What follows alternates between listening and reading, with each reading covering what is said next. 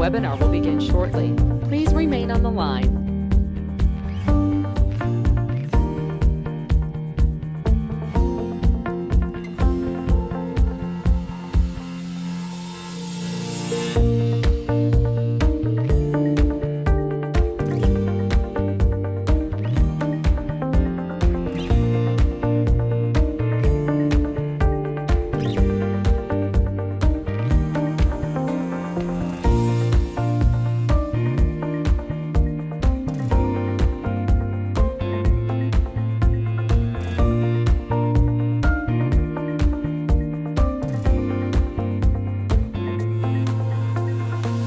The webinar will begin shortly.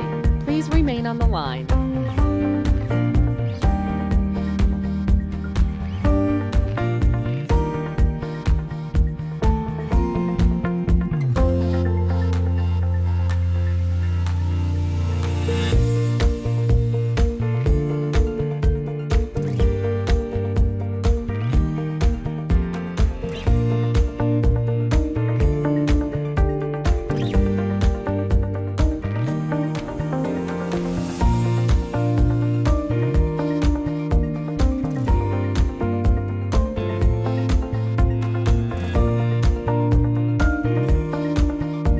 The webinar will begin shortly.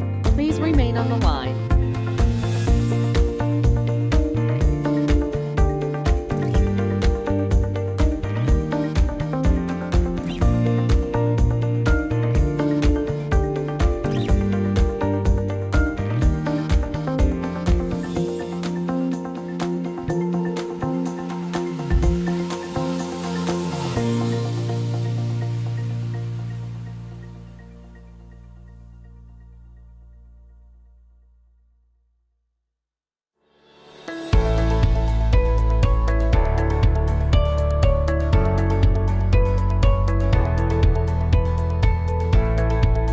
The webinar will begin shortly. Please remain on the line.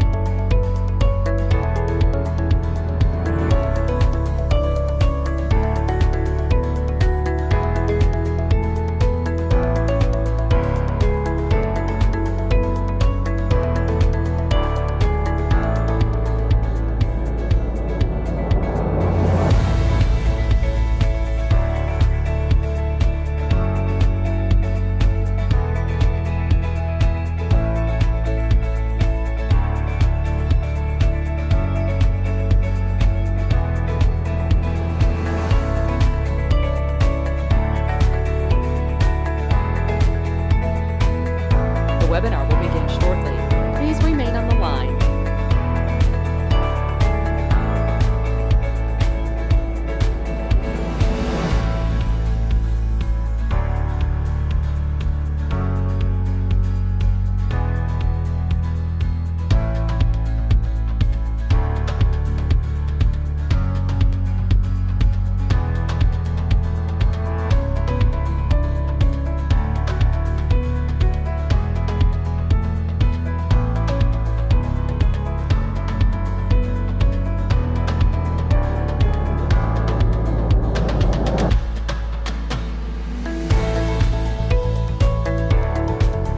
The webinar will begin shortly. Please remain on the line.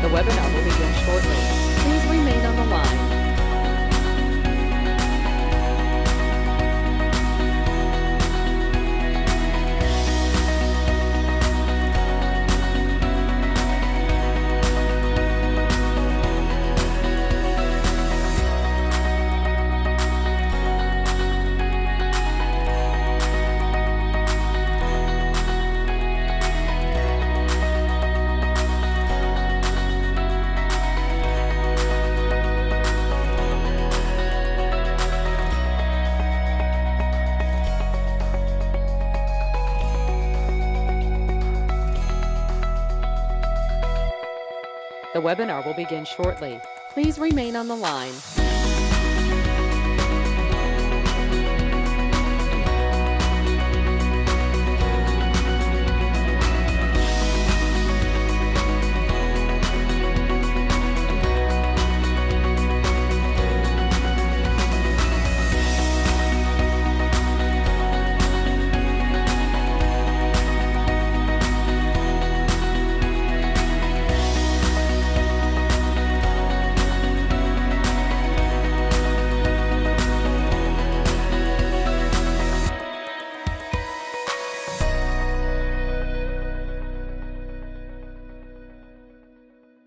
The webinar will begin shortly. Please remain on the line.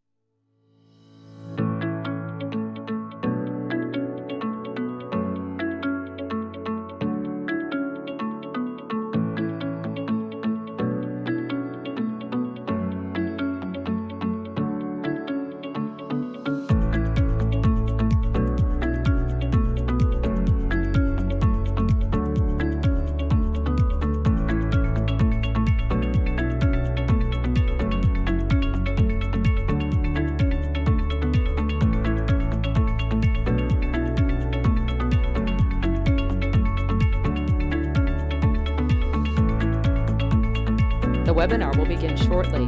Please remain on the line.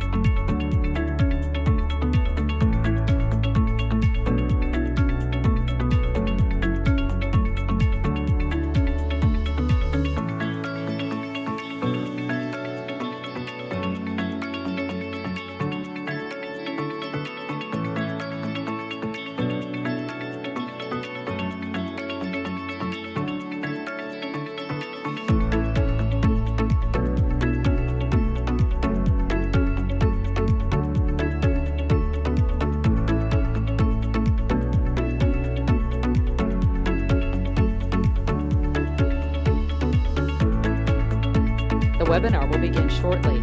Please remain on the line.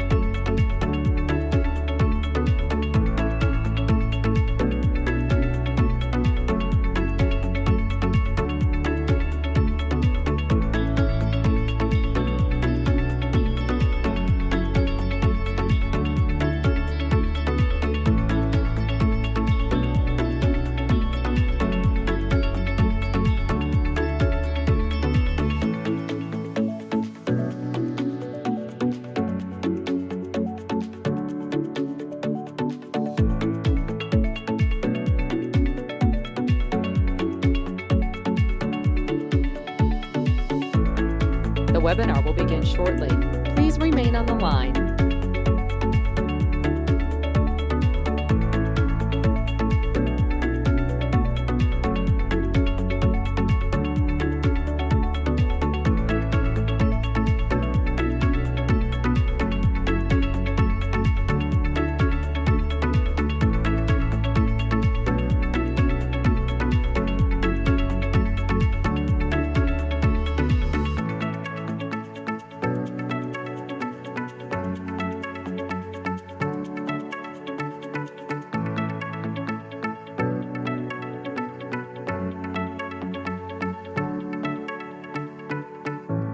The webinar will begin shortly. Please remain on the line.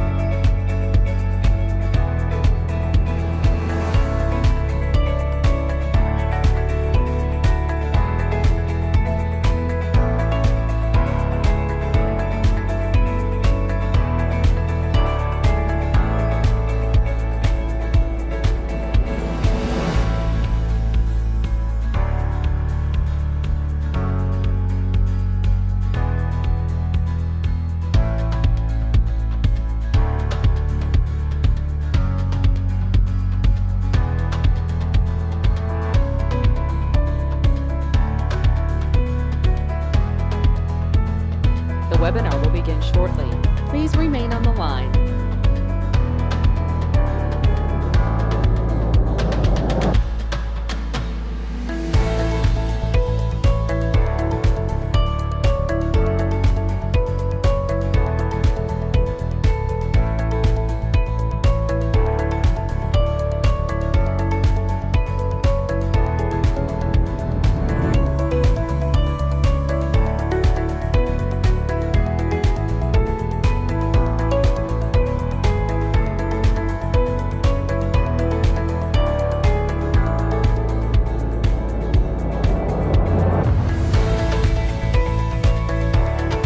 The webinar will begin shortly. Please remain on the line.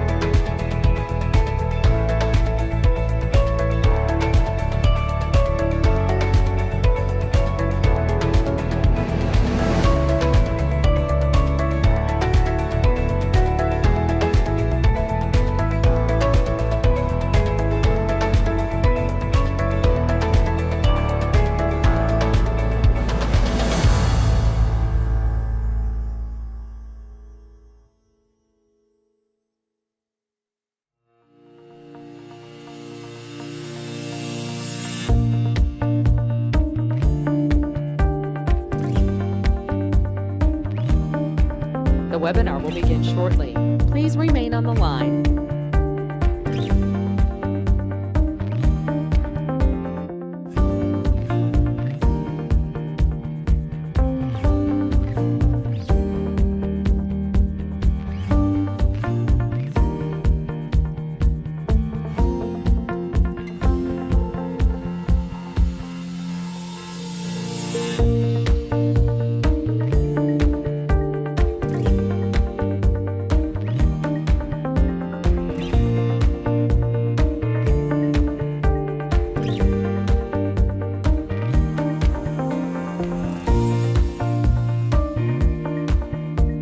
The webinar will begin shortly. Please remain on the line.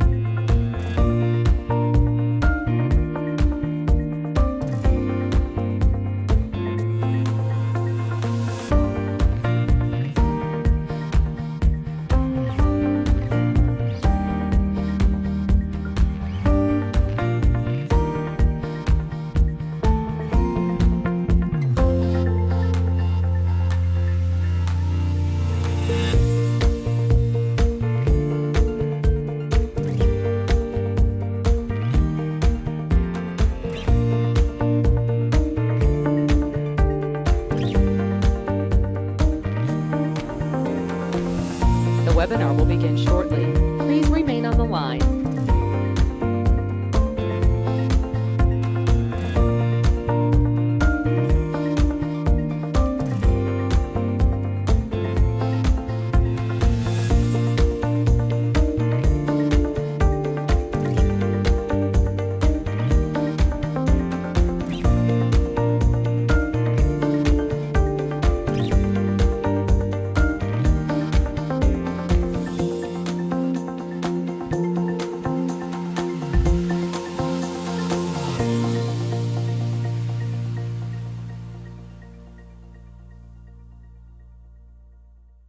The webinar will begin shortly. Please remain on the line.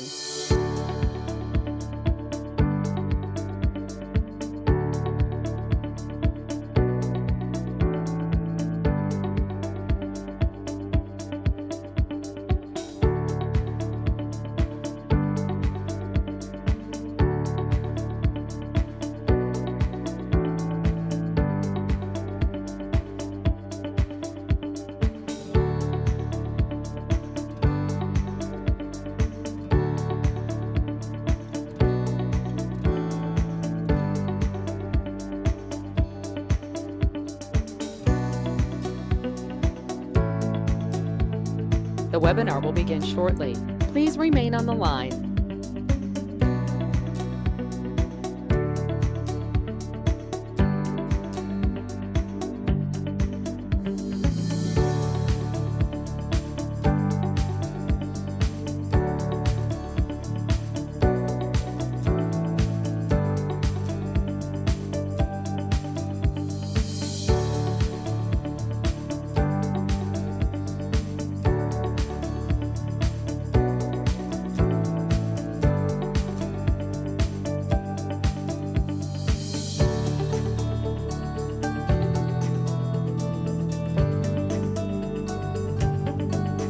The webinar will begin shortly.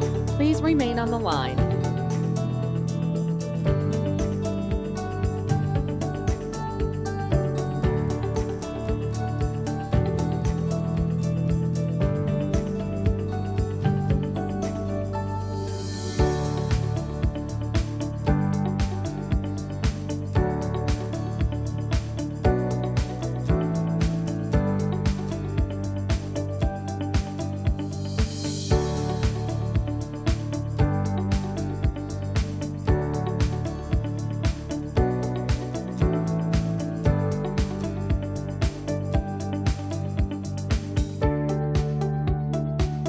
The webinar will begin shortly. Please remain on the line.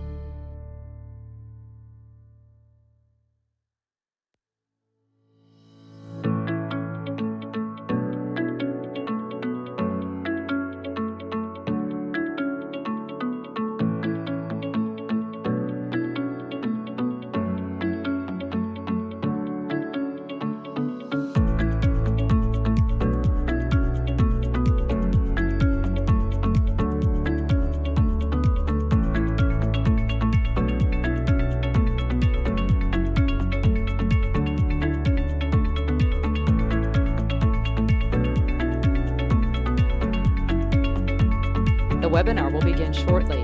Please remain on the line.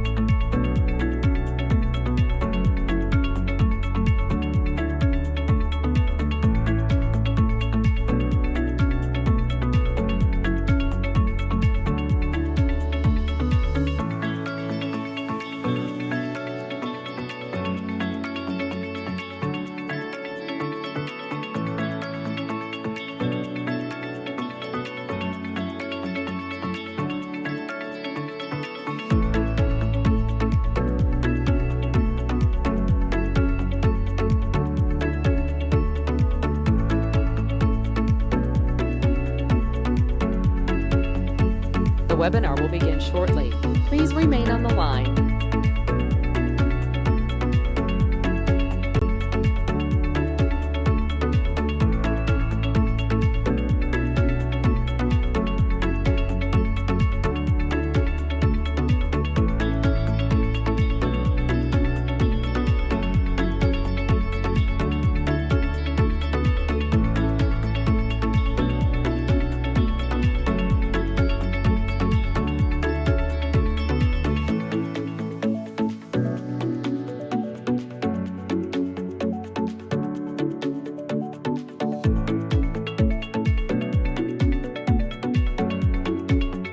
The webinar will begin shortly.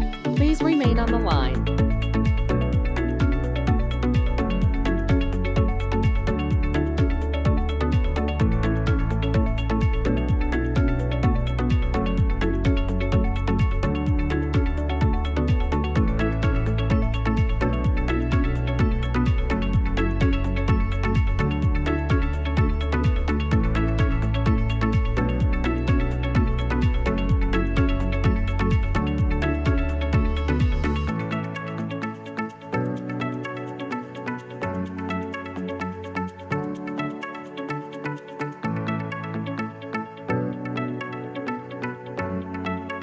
The webinar will begin shortly. Please remain on the line.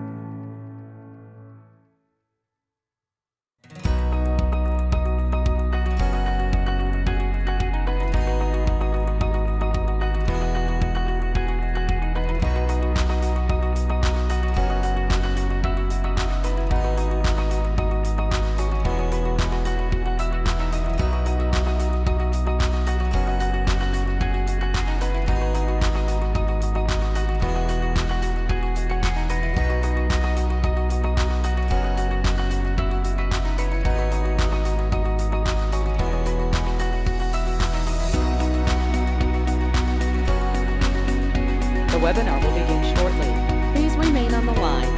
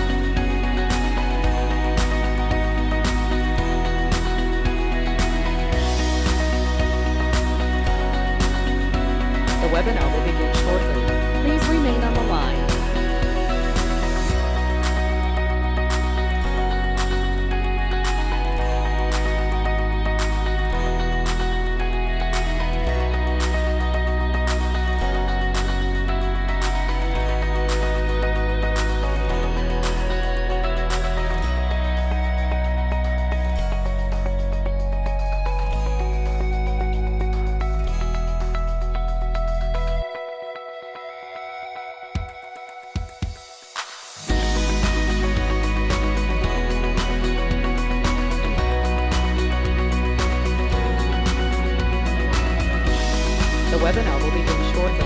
Please remain on the line.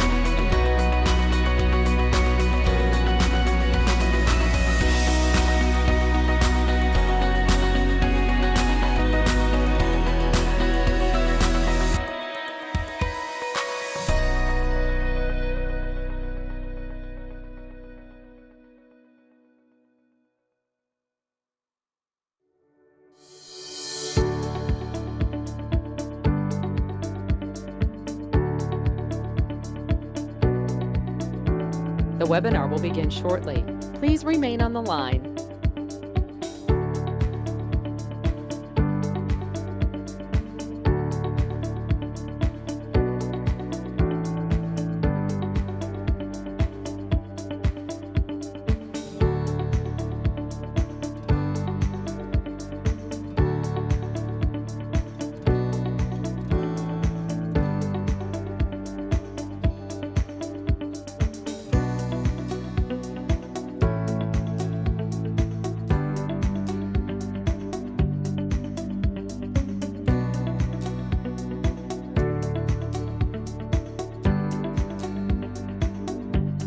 The webinar will begin shortly. Please remain on the line.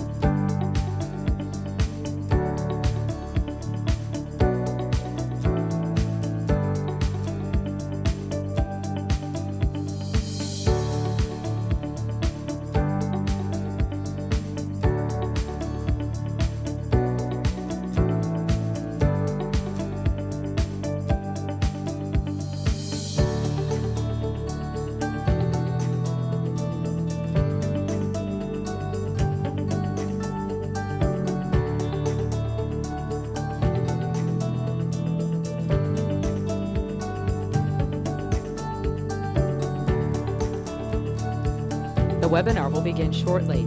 Please remain on the line.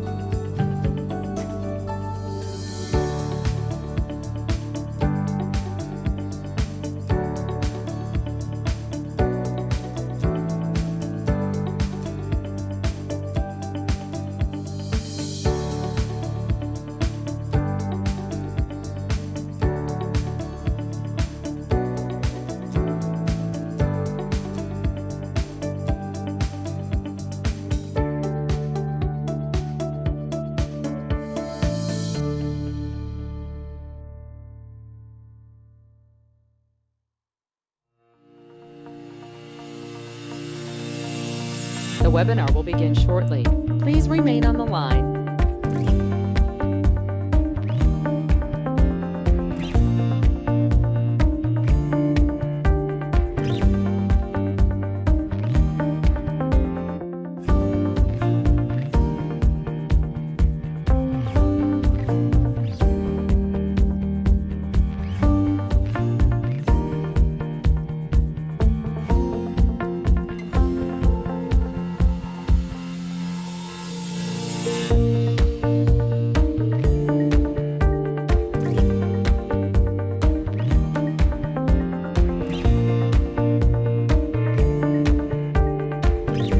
The webinar will begin shortly. Please remain on the line.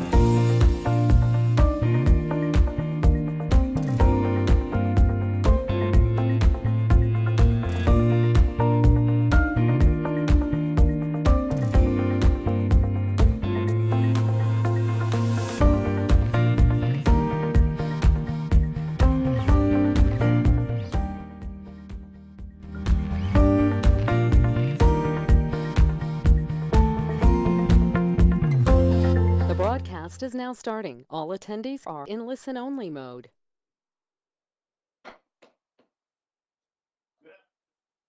Mayor Rick Love, I call this meeting to order.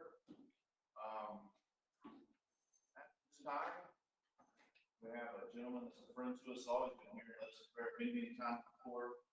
And someone that just recently had this bout with COVID-19. And we're so blessed that you're here tonight. He just told me he's 20 pounds lighter, and I told him, don't worry, you'll get it right back. You know, at least we hope you do. But it's Pastor Larry Sykes from St. Luke Missionary Baptist Church. And he's going to lead us in prayer. Pastor Sykes, thank you so much.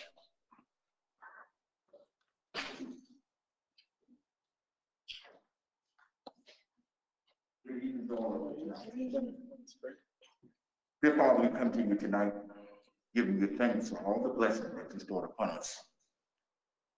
We pray a special blessing upon our leaders tonight, our officials, our commissioners, that they make and do the right thing for the community.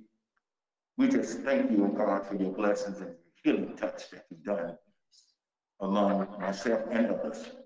We can't praise you enough. We ask that you keep your hands around our community and look and keep our children safe. And we'll give you praise.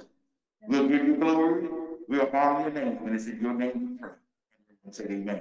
Amen. For our pledge allegiance. It's on the screen for our audience. Thank you. Attention, salute pledge. I pledge allegiance to the flag of the United States of America and to the republic which stands one nation, indivisible, with liberty and justice. Thank you. Please be seated. Oh, excuse me, sir. Can I make a comment? I want to say thank you to, my pastor, the elder Dr. Larry Sykes, my friend, my pastor, and my ex-boss. And those 20 pounds that he lost, I got. So I'm going to try to give them back to you. That's how it works in Plant City, you know. So we work together. That's what's Pastor Sykes, you notice how she had to put in that X? You know, X word, I was kind of X, you know. But I've noticed that whenever you need her in one of your schools, you always go ask her to volunteer, and she's always there. So keep her busy, okay? Thank you so much. Madam Clerk. Recognitions, presentation of a proclamation honoring Henry Falcon. You know, tonight it's we're here with heavy heart. All of us are. You know, we're honoring a gentleman for our community that was a family man, our friend, a business leader, a community leader, and so I noticed tonight we have members from Winn-Dixie that are in here. We have the entire board from Unity in the Community here. We have a lot of the members from, you know, the Falcon family, and you know, we're saddened. We missed Henry Falcon with all our hearts dearly, but with all that heavy heartedness, though, we also want to make sure that we honor him in a special way tonight, and because he deserves every honor he can receive in our city, because he was that type of person, that type of man, and an example for all of us to live towards. And so tonight, we have a proclamation to honor Henry Falcon. And for those that are not quite as sure and are aware of this, a proclamation given to an individual is the highest honor that this city commission and the city bestows upon an individual. And it's designed to hopefully recognize those that put others ahead of themselves, and hopefully to inspire others to do the same. And so obviously when we had the opportunity right now to honor Henry for his lifelong dedication to our city when we wanted to use tonight. And I want to thank Commissioner Dodson for working with the family and trying to make this night happen. Definitely appreciate your leadership there, sir. So this time, if I could have Danny Christian come up and please introduce all the family, and then we're going to present this to Henry Falcon's daughter, Jessica. So Danny, would you please introduce the family? If you would, family, if you would come up to the front and face the commission, if you're comfortable doing so, okay? On behalf of the Falcon family, I'd like to really thank the city, Plant City, for this great honor. We know that Henry loves Plant City because he told us so many times how special the city was to him, and how his heart was really here. And we appreciate you guys and everyone in the city, because that was the people that made it special and makes it special. So we really miss Henry. I knew his brother-in-law for 38 years, so I've known him a long time. And he was a great, like you said, family man. And you can see part of his family here. I'd like to say Anna Falcon, his wife, could not be here, and also Jackie. Lorraine. His oldest daughter could not be. And they send you the regards and thanks for what you've done. I'd just like to introduce the family that is here. Please. Jessica Peterson, his younger daughter. Aaron Peterson, son-in-law. Raven Moran, son-in-law. Daisy Christian, sister. Tatiana Loretta, granddaughter. Brianna Moran, granddaughter. Taylor Chasen, niece. Susie Chasen, sister. And Michael Chasen, brother-in-law. You're obviously a lovely family, and it's very obvious why he was so proud of y'all and worked so hard for y'all. This time, I'd like to read this proclamation into the record. Know that this proclamation, along as all those that were introduced tonight, will be forever recorded in the history of our citizens. And tonight, he'll be ever known that he was recognized as an outstanding citizen in our community that was loved dearly. Okay. On behalf of the City Commission in our city, the proclamation reads: whereas on January 18th, 2021, God in his infinite wisdom called from our community Henry D. Falcon. And whereas Henry D. Falcon was born in Cuba and came to the United States in 1960. Whereas Henry D. Falcon was a dedicated member of the Plant City community, and his involvement in our community includes the Plant City Housing Authority, the Plant City Chamber of Commerce, and the Plant City Lions Club, Boys and Girls Club, Unity in the Community, Meals on Wheels, and the Plant City Christmas Parade.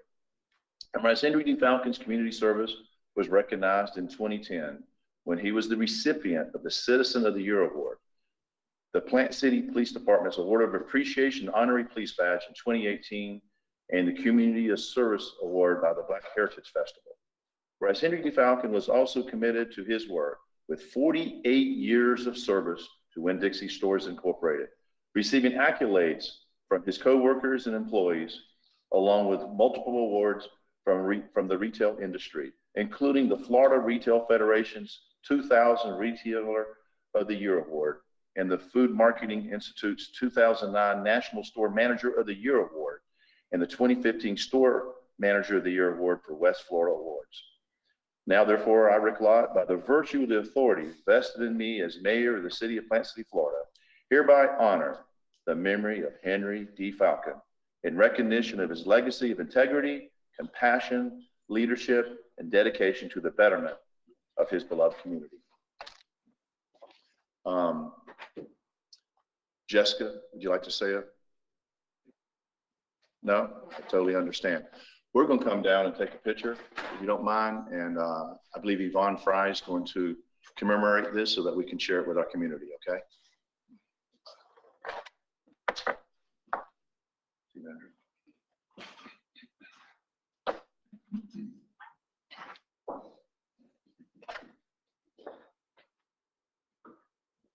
Yes, you guys turn around. Special to the center of the building. Mayor,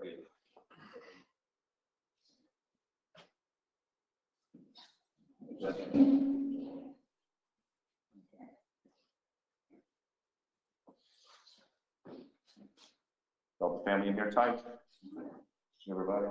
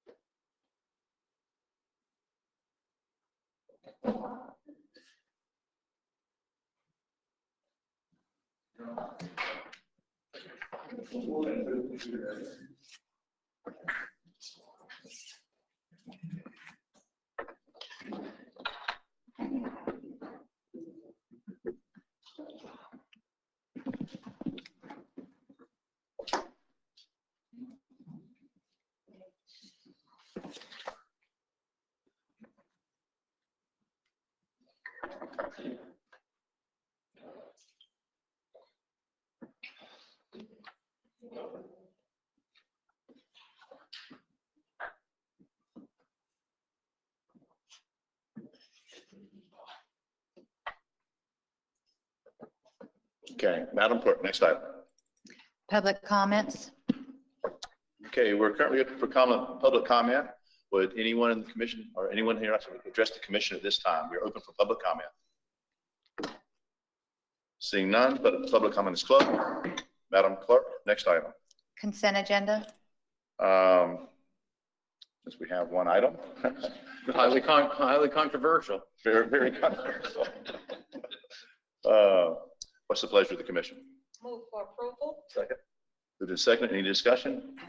Seeing none, please place your vote. Record the vote, please. And it's approved with a vote of 5-0. Madam Clerk, next item. Reports of officers, boards, and committees. And here's why there wasn't a consent agenda. They need a little bit more in-depth explanation. I love this. Mr. City Manager. Thank you. Good evening, Mr. Mayor and Commissioners. Yeah, we do have several items under the city manager's report tonight that do require a little more explanation. And I want to start with the first one. We have a resolution for your consideration and action tonight to set a public hearing for our next city commission meeting for the presentation, review, and discussion of a development agreement for development of the property that the city owns at the corner of Dr. Martin Luther King Jr. Boulevard and Wheeler Street. This is development in response to a recent RFP for a property that will become known as Wheeler Street Station. And we are looking forward to being able to present that at our next meeting in a public hearing and have that development agreement acted upon by the city commission. But tonight, we're just asking you to set the public hearing for our next meeting. Okay. Do you have any questions for the city manager? No, there's no question. I think we all received a detailed briefing on this matter in the package that we got over the weekend and are well prepared to act on it. Look forward to having it back in 2 more weeks on August. So is that a motion to approve the resolution for the public hearing? Yes, it is. It's a motion. Okay, is there a second? Moved in second. Any discussion? Yes, Your Honor. Please. I need to comment that Solution Source Inc. is part of this agreement. They are a client of my accounting firm, so I have to abstain from the vote. Okay. Any other discussion? Seeing none, is this a voice vote or a note? Please press your vote. Record the vote, please. The public hearing is setting with 4 yeas, 0 nay, and 1 abstain. So really looking forward to that public hearing. I think that'll be very informative and a lot of content for us to be able to discuss. So I'm very excited about that public hearing. Mr. City Manager. Yeah, I'm very excited as well, Mr. Mayor. I think we have a very exciting project. I'm really looking forward to the opportunity to present it in detail at our next meeting. Moving on, in our budget presentations for the current fiscal year, we had outlined a program to bring street sweeping back in-house. We currently do that under contract. And tonight, we are going to present a couple of items for your consideration. One is the purchase of a street sweeping vehicle. This is a bit of a change from our original presentation because we were going to initially do a lease, but through research, staff has determined that we can actually buy a vehicle that suits our needs cheaper than we can lease it. And then we also have a related budget amendment. To give you a quick presentation and run you through this, in his first ever City Commission presentation appearance is our Streets and Stormwater Director, Wayne Everhart. Thank you. First of all, I'd like to thank everybody for the opportunity to come up here and discuss this. This is a program we've been looking at very closely and a lot of time and effort's gone into it. If we could, am I doing the slide? I don't know. You just tell me next time. Would you go to the first slide, please? She's driving the train for you. Oh, I appreciate that. I need all the help I can get.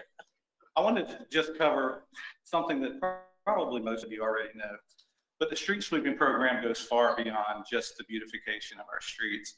Street sweeping program is mandated under our MS4 and PDS permit, so it's a required function.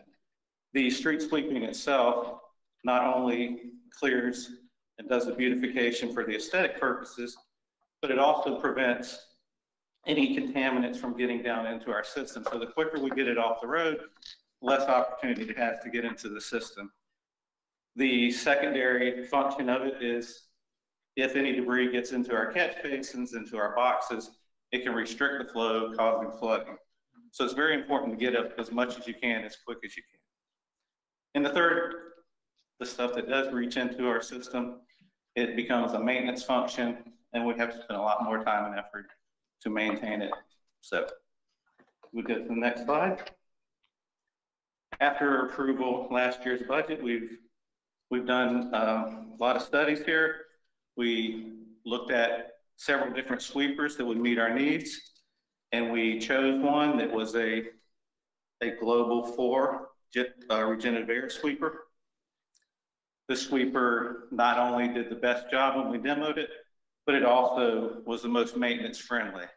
So during the discussion with this, we obviously got procurement involved to start discussing how we could do this, how we can move forward, what kind of contracts are in place. Once we've done that, they brought up something that we hadn't actually thought about. And the sweeper that we just demoed that we were so impressed with, they're offering it to us as a demo model. So it's been shown to other cities. But, you know, anytime somebody's offering you a discount, we can get the equipment we want at a better price. It was something we definitely wanted to explore. So if we would go to the third page, the original price for this unit is $286,785. They are discounting at $76,785 to bring grand total of $210,000.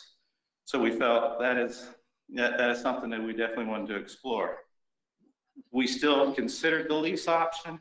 If we did the lease option, we would pay an additional $15,317 in interest over the 5 years, which would, if we eliminate that interest, would give us a $92,000 worth of savings. So we are proposing tonight that we do a direct purchase for the $210,000 for the global sweeper. I went through this pretty quick, but if anybody has any questions, I'll be glad to try and answer them for you. Any questions? Yeah, I've got a question, Mr. Mayor. Yes, sir. Wayne, thanks for the presentation. Happy Yes, to sir. have you up here tonight. Wasn't First too time. bad. It was, You did I great. tried to make it as quick as possible. Well, you brought good news. You Well, saved thank the you, sir. city a lot of money. The only question I have for you really is to do with the warranty. The extension of the warranty, I assume, would be full. It is Even though still we're buying considered a new used piece of product. equipment. It has never been titled, so it is a new piece of equipment. Okay, Yes, sir. we have full. Procurement has verified that. Yes, sir. All right. And what does that include? How long? The warranty? You know, with all the notes that I put and all the things, I would have to defer to procurement tonight, so I apologize for that. I'm sure it's much like any other new vehicle. I believe so, sir. The second it wears out, It's- something breaks. As soon as they give you the keys, right? That's the way it works. Yes, sir. Not bad cell phone.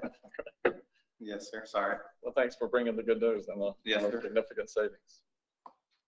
Your Honor, I make comment too, that I have not had much success in watching what our subcontractor was doing over the years. And so I'm very much happy that we bring it back in-house where we can manage it and do a proper job, and it may cost us a little bit more, but it'll be well worth it, and we'll be complying with EPA laws and everything else in this. So I'm thrilled to death to see this, and I'll vote for this expenditure. Any other questions? Yeah, I'd like to make a comment. Yes, First ma'am. of all, thank you, Mr. Wayne Everhart, for your first Yes, ma'am. presentation. You did great. And I want to say, it is always great when someone comes to us from a city department and we're able to save money. I mean, that's almost $100,000 Yes, savings. ma'am. So thank you very much. And I can't wait to see it on our streets doing what it's supposed to do. But We're thank very you very excited. much. Yes. Thank you, ma'am. Well, Mr. Everhart, if you were wondering, I think if you counted the votes, you got this thing. I'm doing all Before you right so voted here. far. Were you doing that counting votes? You know, I don't count anything till it's over. You only needed 3. Let's see if you get 5, okay? Yes, sir. Any other questions? I'd just like to comment, we've been down this road of outsourcing a number of services over my tenure. And it seems like they always start off okay, and then slowly but surely they kind of lose steam, and we end up getting back into the business of doing what we should have probably stayed with to start with. So I'm happy to be providing this service directly submitted by the city and its staff, and I know that the level of service will improve sufficiently, and it'll be a good outcome for us. Your Honor, I'd like to make a motion of approval. Is there a second? Moved and second. Any further discussion? Are we approving just our both resolutions for this I'll item? tell you what, if we could, Mr. Spartman, can we have a motion to approve both the purchasing the item versus leasing it, as well as the second resolution to amend our budget for the fiscal year? Yeah, we probably need to do that. Okay. So it's the motion for item 1 and 2 concerning this matter here, and second, Vice Mayor? Yes, sir. Okay, any discussion? Okay. Please place your vote. For the vote, please. And both resolutions approved with a vote of 5-0. Mr. City Manager? I'd like to say real quickly by way of follow-up, I think Wayne did a great job in his first appearance, and you're going to see him dash for the door because this is a special night. His lovely bride is having a birthday tonight, and you know, Wayne brought her out to the city commission meeting, so now he gets to escape. Are we supposed to sing happy birthday tonight? Yeah. I apologize. Wayne, could you introduce your wife? This is Kelly, she's my wife. Hey, Kelly. So can we embarrass you real quick? Oh, thank you. Okay, everyone, please join. 1, 2, 3. Happy birthday to you. Happy birthday to you. Happy birthday, dear Kelly. Happy birthday to you.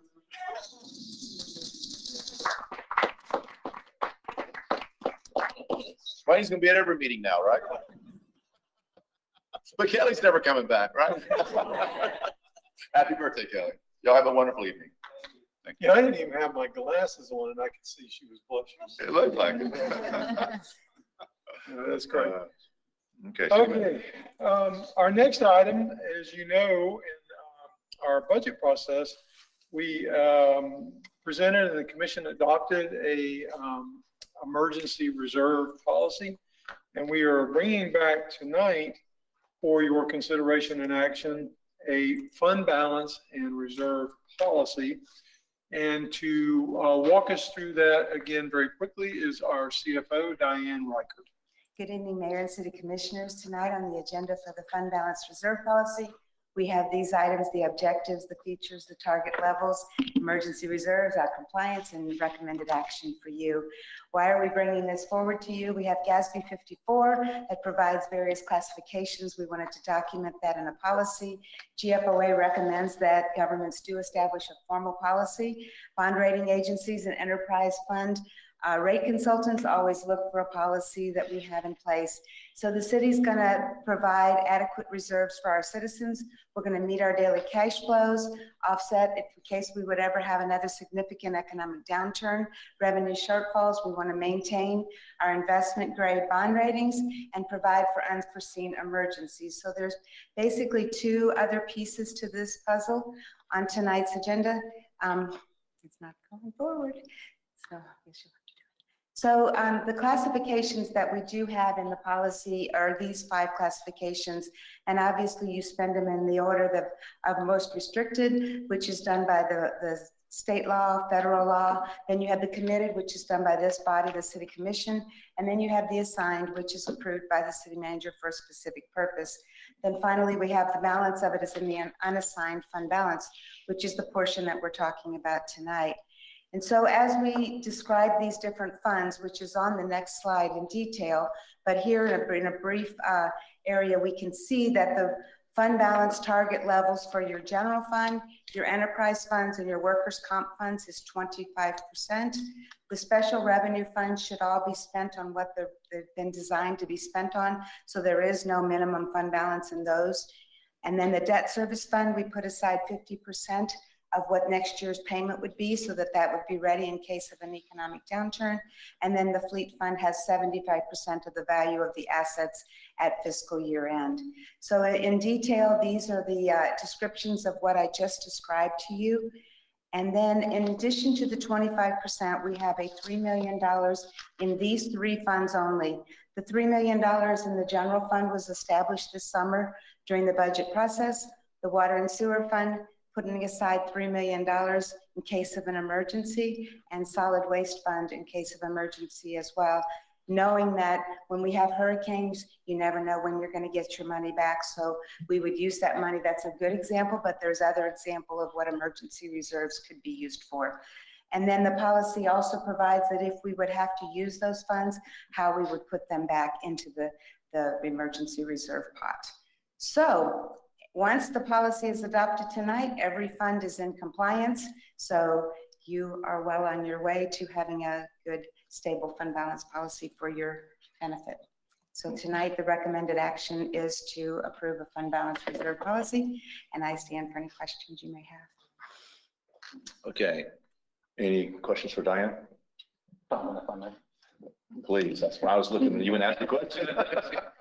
I try not to play favorites, but you know how I am with finances, so. And numbers. I really, we've always been great fiscal conservatives in Plant City, and I think this is another good step forward in just memorializing that for perpetuity, making sure that we're clear on, what our goals and objectives are, and just strengthens our position even more. So just really appreciate your hard work on this and continuing to keep us moving forward, and your department and your team. So great job with that. It really helps us set standards for future generations and future commissions. Right. So it just sets the tone for here on out. Yeah. So absolutely. I mean, we've been strong for years, and it's going to keep us in that position going forward too. So that's important. We appreciate that. And I'll make the motion to approve, Your Honor. Okay, is there a second? Second. Any discussion? Yeah, I just wanted to comment.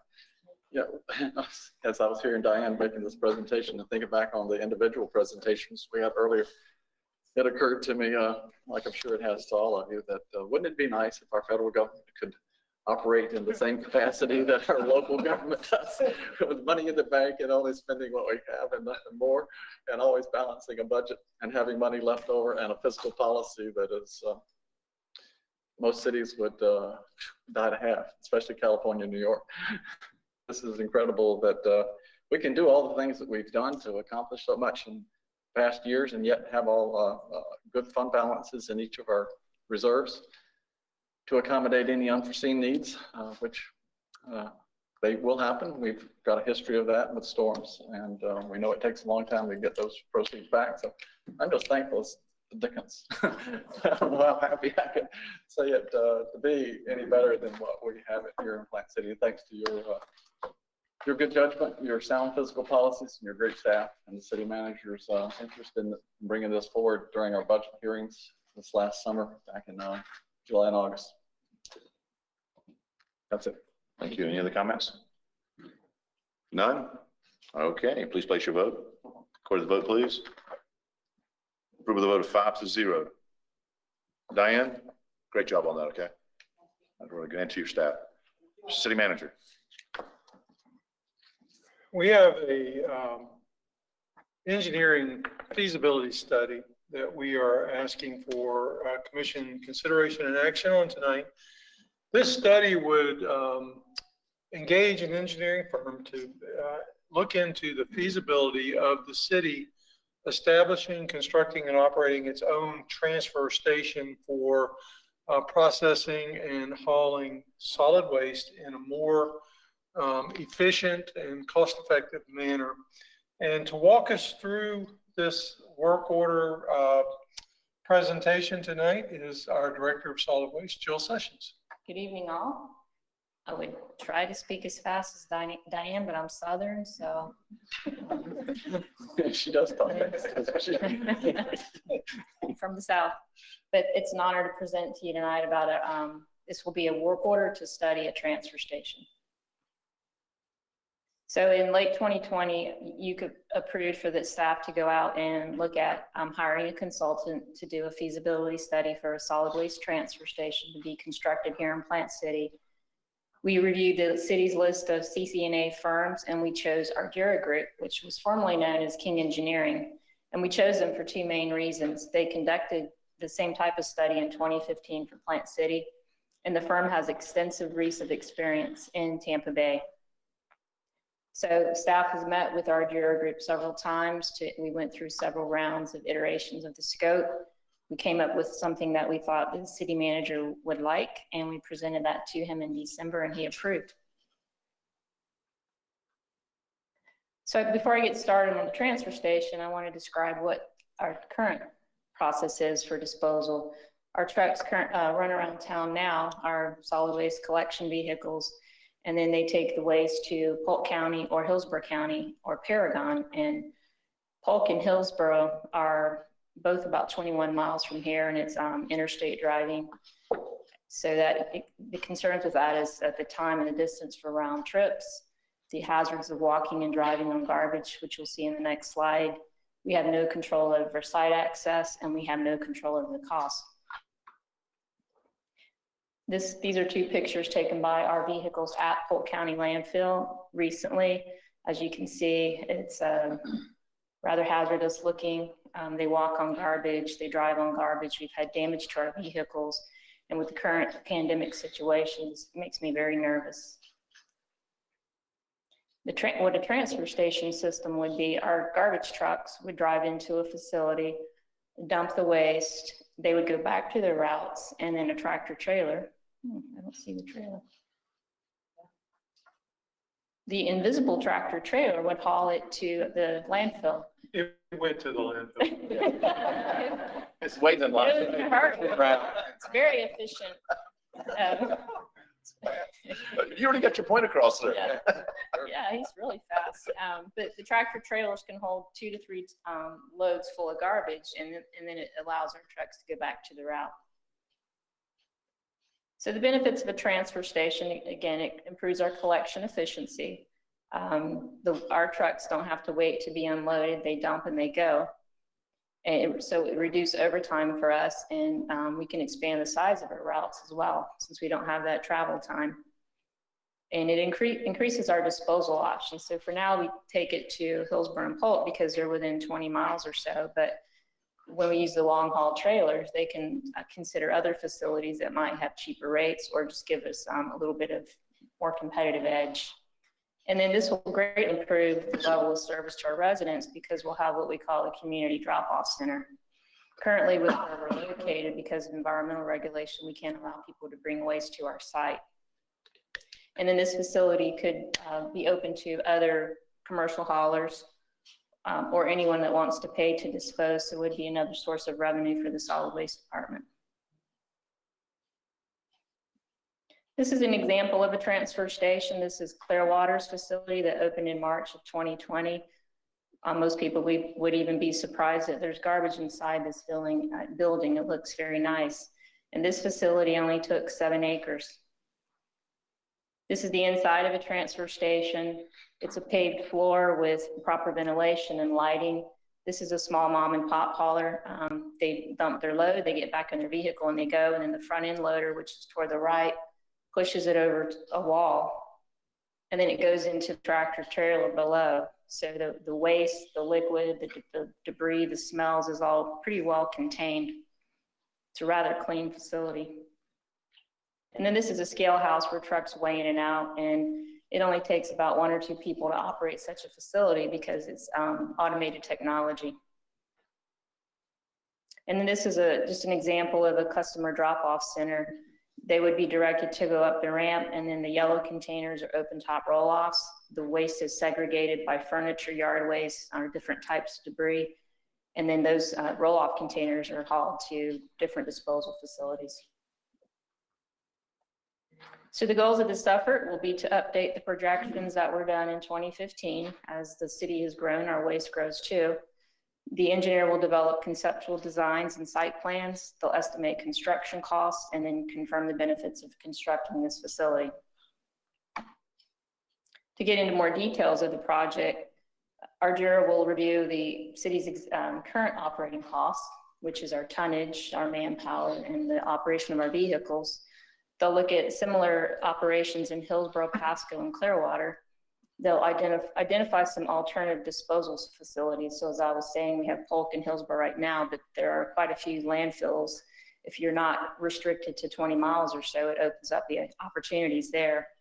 They'll look at our tonnage projections for the next 20 years or so. As you know, this city's supposed to double or triple in size, so that has to be taken into consideration. They'll come up with building plans, and we ask them to look at 3 parcels. So 2 of them are identified, and then they'll look at for another third site. One of these will be the northeast corner of Sydney Road and Turkey Creek, which is city-owned land, and it was formerly a landfill. So that's about one of the only uses that you could use for an old landfill is to put a garbage facility on it. It's kind of a nice marriage. And then the second property, which is out east of Coronet and Roberts Ranch, which is old mining land. It's another industrial use that not too many other people would be excited about using that land except the garbage department. And then the third site is to be determined. So they'll come up with a site plan development for each one of those locations. They will bring back engineers' probable construction costs, which will include an operating cost for that project. And that way they'll be able to do a return on investment analysis, which will help you make a wise decision. They'll have a summary report, and then the costs also include the project management and the several meetings that I'm sure we'll have. This is just an example of some of the transfer stations Ardera has done recently. 2 for Hillsborough County, City of Tampa, City of Clearwater, Pasco, and Citrus. And it's important to know the terrain of Florida with all of our wetlands. So if we brought in an engineer from another state, they probably would not be familiar with their regulatory requirements. So tonight I ask for your approval for this work order, which is just under $90,000. The project timeline to complete the work order is 150 days.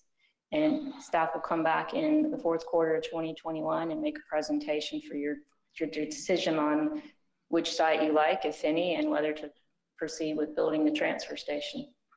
Thank you. Questions? Any questions, Ms. Sessions? I've got a question. Please. Since we're dealing with an enterprise fund, sanitation generates its own revenue, underwrites its own cost, and reserve on the balance kept for other purposes, and this would be considered another purpose. Would you foresee that the rates we charge for customers be significantly impacted by understanding the costs associated with building a facility like this? It's hard to project right now. I know that we have a pretty good size reserve fund. Part of that would be used, and then likely some financing.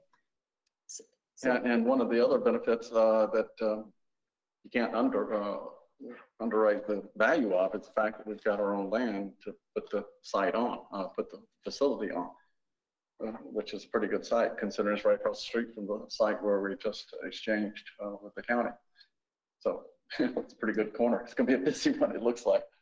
That was the point I wanted to make. It looks like we're heading in the right direction. It's another good example that just happens to be that this is the second good example tonight of the history we have of outsourcing a service to others, and then we end up coming back and doing a feasibility study. Usually leads to the fact that we can improve the level of service and decrease the costs associated with it over time.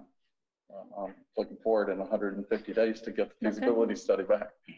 I will mention that the timing of our contract with Polk County expires in late 2022. And if this project were to be built, it would take about 2 years to complete. So Ms. Sessions, in the scope of work, there's going to be a cash flow analysis done as well. So, Yes. okay. All right. Any other questions? Please.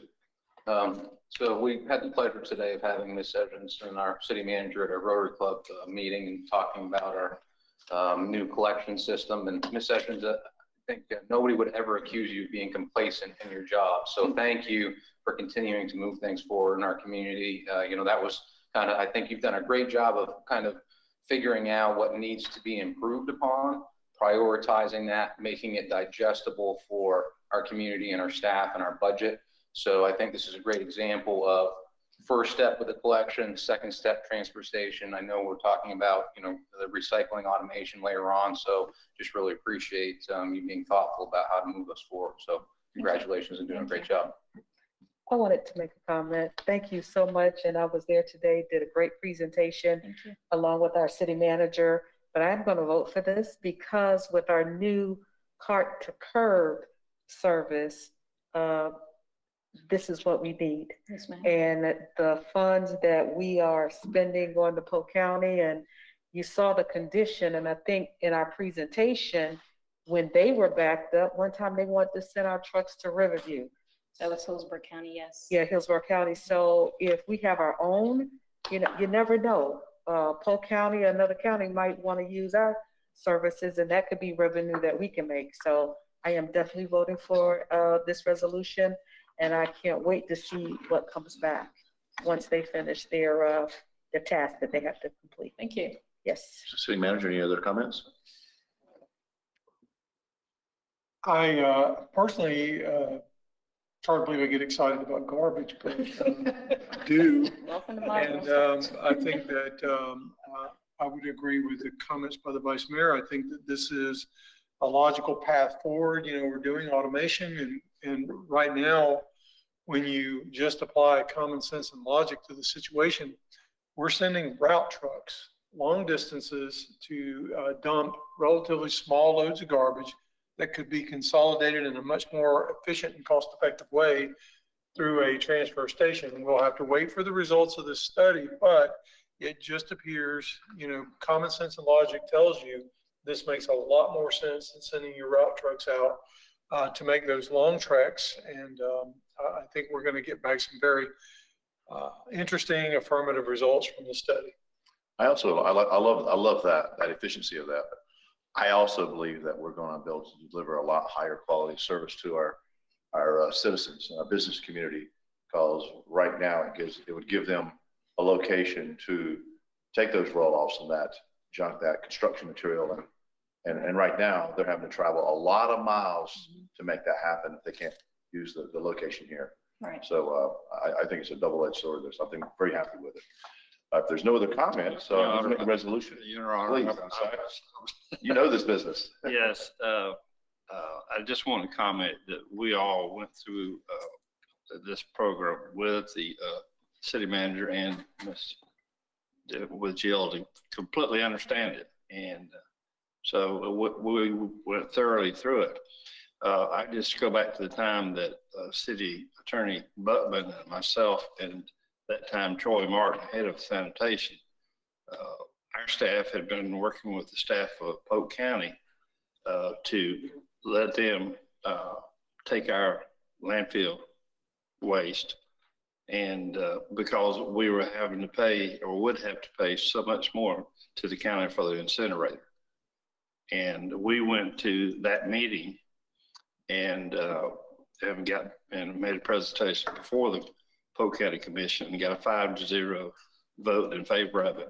And they welcomed us with open arms. Even though we were having to transport at that time with these smaller trucks, it was still a very, very successful savings, and has been all this time.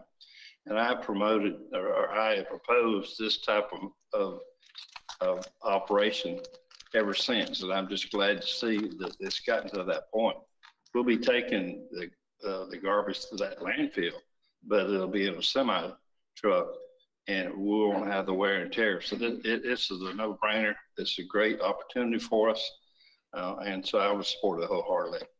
Mr. Sparkman, I believe that contract you negotiated back then, we still have the same pricing.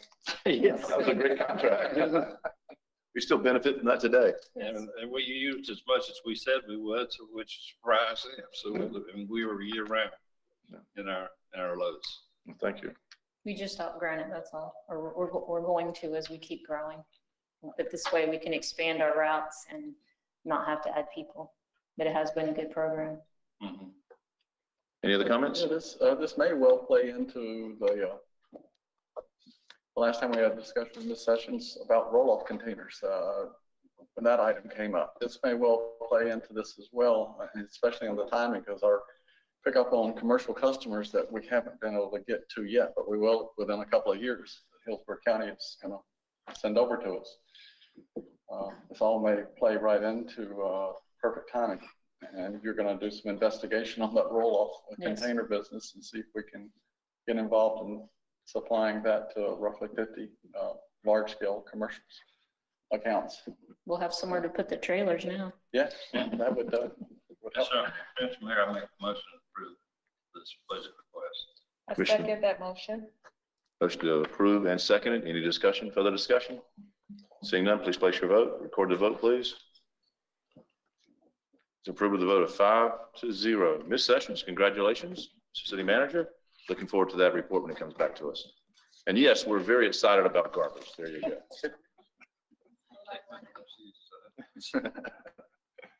City Manager? Our next item, you're aware that we've been talking for some time about replacing the current tennis center building with a improved, enlarged, and facility that contains additional amenities, especially including adequate restrooms and providing showers. We have an awful lot of tournament play and other team play, an activity that goes on at our tennis center, and the current facility is just not up to the demands. So we have engaged over the last several months in a design concept process. We put together a citizens group of users to serve as advisors and review the concepts and the needs with the architect. And on your screen, you see the architect's rendering or concept of the facility that we are working on moving forward. This is a two-story building with all of the necessary amenities on the inside. And on the second floor, it has an elevated observation deck, both open air, and for inclement weather, there is a large viewing room that people could get inside. And of course, even in the heat in the summer, it would be a place to get out of the heat. But tonight we're going to run you through this concept, and what we are asking for at the end is your consideration on a resolution to approve a consultant's work order to allow us to move forward with the actual design with the Lens Group architect firm. And to do the walkthrough for us tonight is our Recreation and Parks Director, Jack Holland. Welcome, Mr. Holland. Thank you. Appreciate being here tonight. I don't know how I measure up to street sweeping and garbage, but we'll get into this pretty quickly here. As the city manager said, we are looking at the tennis center. Okay, we're clicking, we're not doing anything.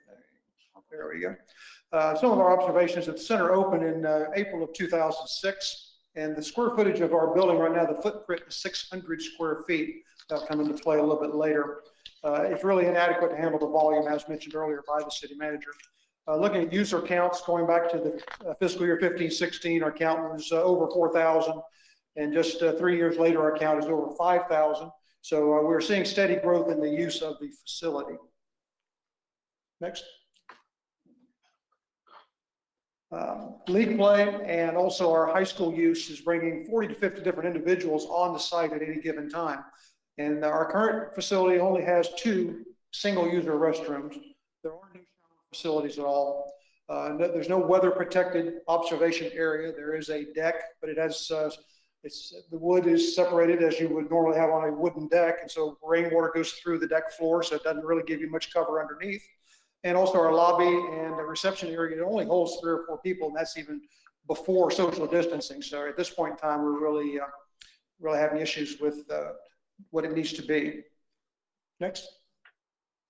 Our conceptual vision is that we met with a facility user group and an architect to develop a conceptual vision for a new building, which would be 2,500 square feet compared to the existing 6,000 square foot footprint that we have now. This would address our issues of larger restrooms that are needed, shower facilities, indoor lounge area, a weather protected observation area, and a larger lobby reception area. Next. The floor plan of the facility that we have been working on gives you an idea here. Looking at the red areas, the restrooms, we currently have 2. We now see that we have 6 available in this shot.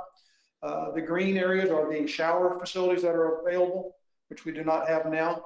The blue area is the enlarged lobby and reception area going into the building when you're checking in and also lounging. The yellow area would be a snack bar servery area. The pro shop is shown there in white. And then the purple square to the left is also an elevator, restricted use or limited use elevator to the upper deck area. Next. That elevator takes you up into the enclosed observation area, which is shown here in green. Would have a glass wall on the deck side of the court side, which is the bottom of the screen as you see it here.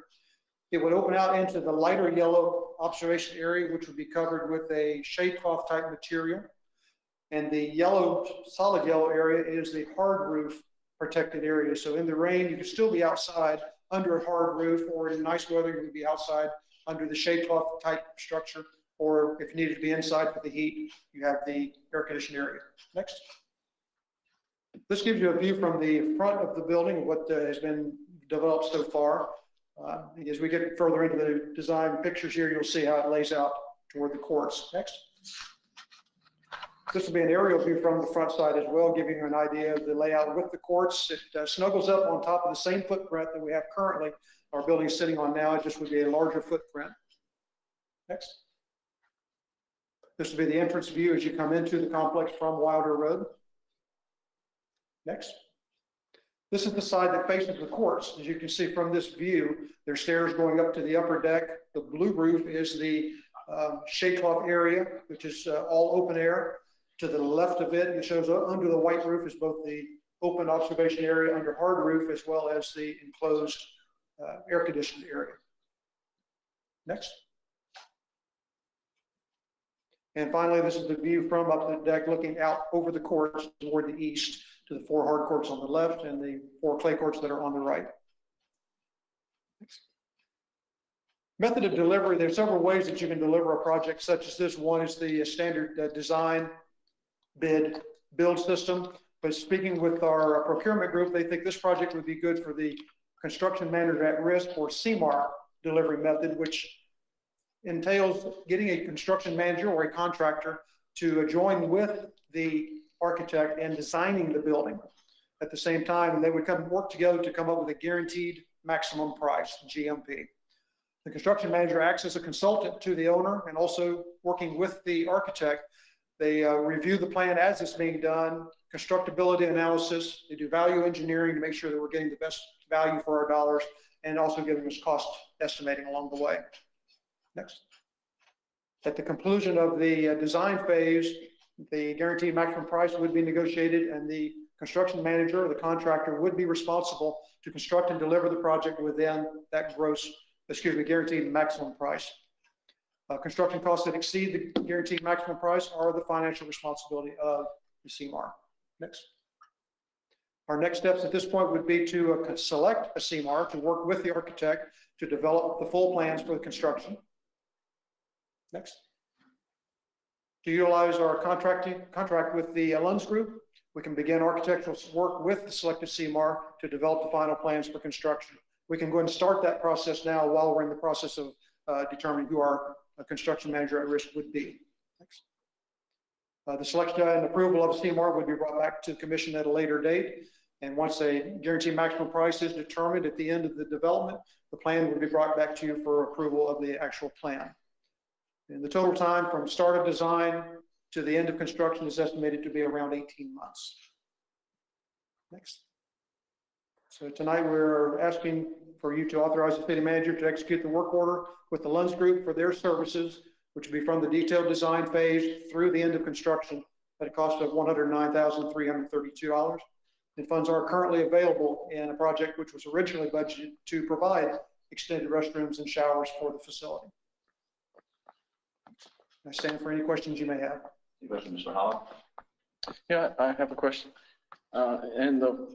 In the literature I was reading in preparation for this agenda item, you talked about the value of the construction manager and how it would help in containing costs, especially that's been observed over the last year because of COVID and delays associated with providing finished products to the project. So my understanding is by having the construction manager, and after you've identified all of items that are needed to make this project possible, you can get busy with ordering those items in advance of which application to take advantage of lower cost and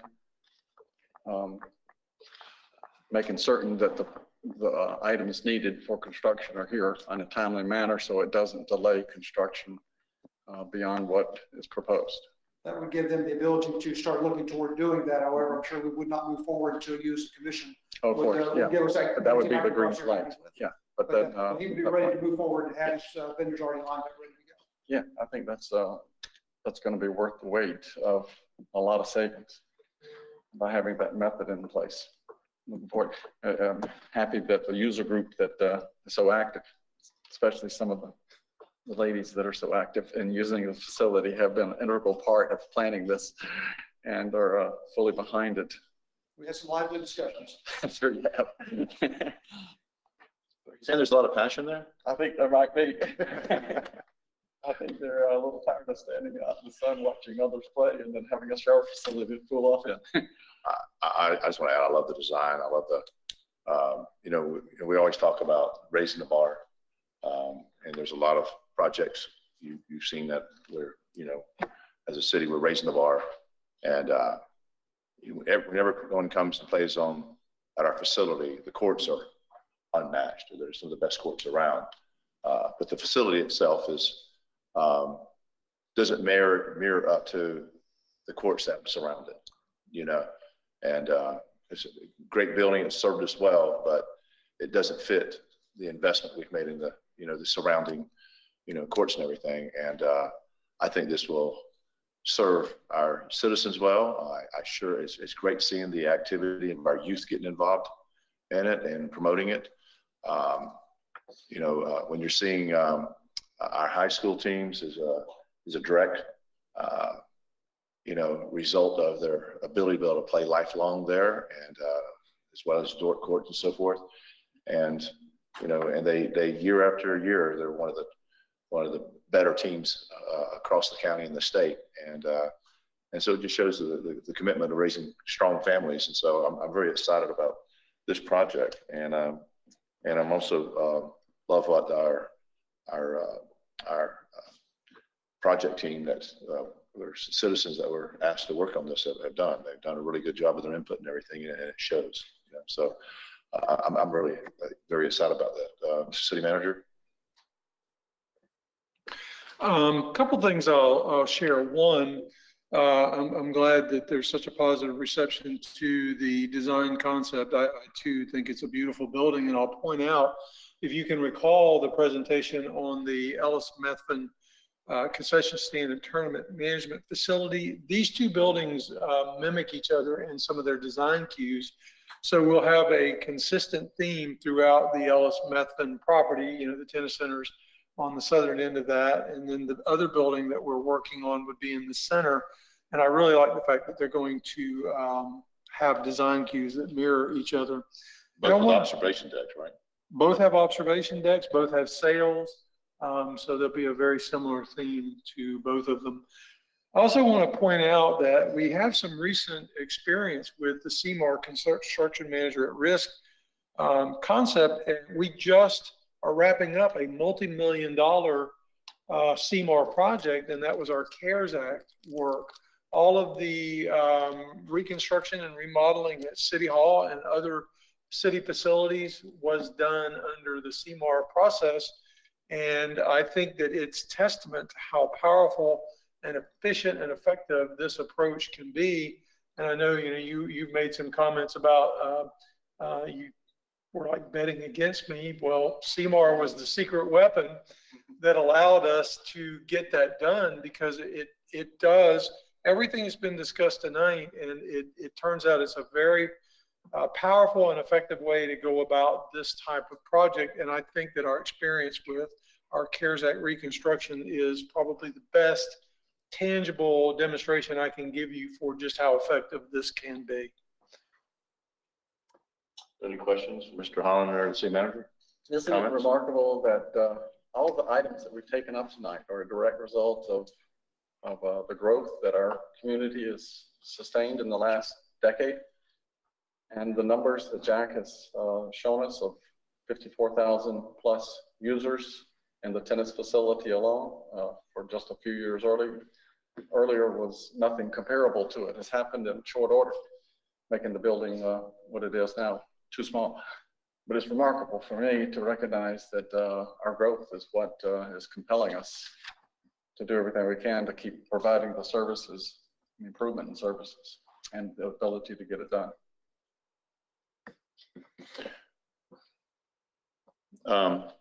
Any other comments? You're looking for a motion? We are. Yeah, okay, I'll make a motion to approve the work order for to engage the consultant to do a feasibility study.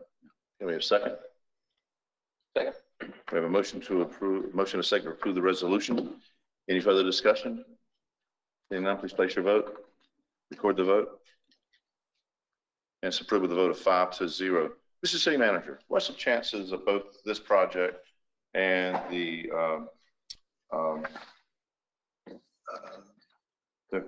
Rex, not called the Rec Center, but the soccer center completing at the same time? I know that's not the plan. I just was wondering from a timing standpoint. I was deliberately avoiding talking about that because I don't like to make promises until I know I can keep them. Yeah. But I will tell you that staff and I are actually talking about the feasibility of constructing and delivering these projects at the same time and having the first ever dual ribbon cutting on new city facilities. We are looking into that. We do think that there is a strong possibility, I said possibility, that we can make that happen. I say that one more time. We are definitely exploring that because I think that especially since they are similar buildings and everything, and they're on the same park, it would just be an awesome thing to get both of them done and open them for the public's use at the same time. So we are exploring that. So for the record, what I heard is that they're both opening at the same time. I heard a lot. Did everybody hear the same thing? I heard some pitching in there. I need a feasibility study. It's a good thing these are recorded. Cost savings. You have to realize those still at the same time. So maybe some cost savings. Great point. Great point. Very good. City Attorney, anything else? City Manager. He gets touchy. Yeah, I change all the time. Yes, sir. A couple of other items. One, I'm very pleased to report to you on the closeout of the Sadie Gibbs Martin Community Center construction project.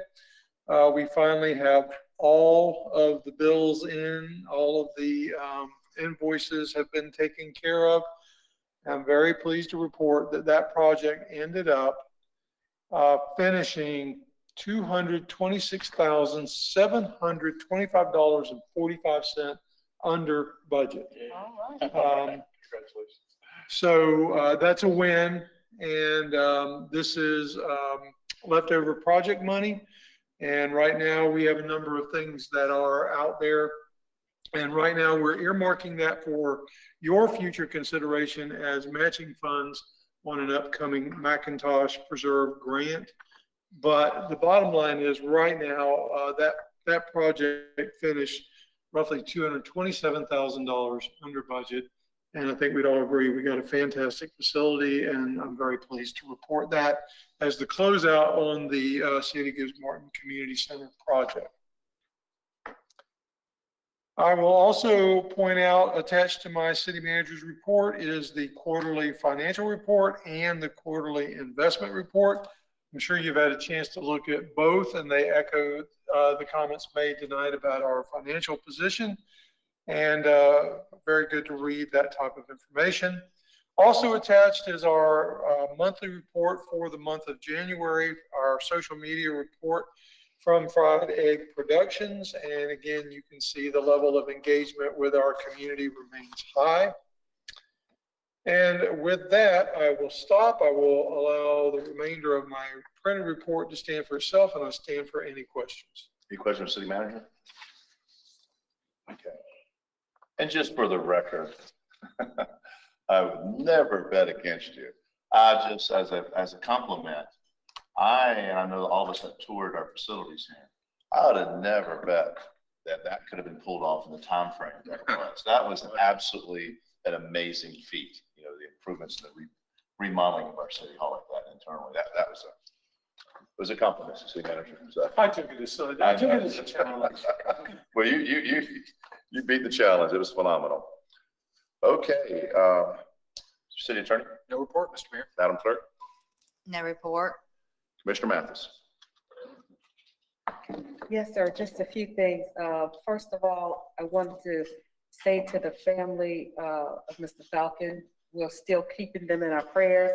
And I want to tell you all, my husband and I, we shopped at Winn-Dixie.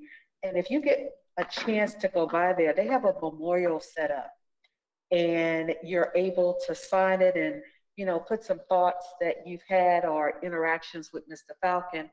And if you have ever lost a father, a parent, sometimes when you have those thoughts, you go back to cards. I've kept everyone from my mom and dad, and you read them, and sometimes you just get a smile on your face. So if you get a chance, you know, you might want to go by and just write a word or something as you have remembered him.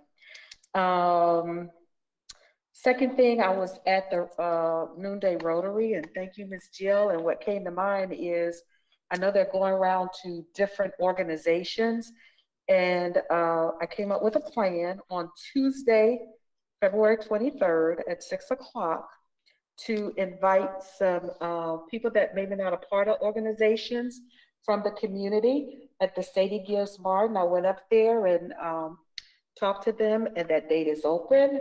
The presentation today was maybe 30 minutes. Great video, great question and answers today. So with the staff at the Sadie Gibbs Martin Community Center, we're creating a flyer, and we're gonna get that out so that community can come and see what's happening. Because a lot of people aren't looking on our website or whatever as I talk to them. So we can invite them or get notices out to the churches. So that has been set up. And thank you, Ms. Jill, and to the city manager, our new movie star that's doing a lot of YouTube stuff. He does a great job. And last thing, I think that two other things, that dual ribbon cutting, you're gonna be able to meet that. Am I right? All right, thank you.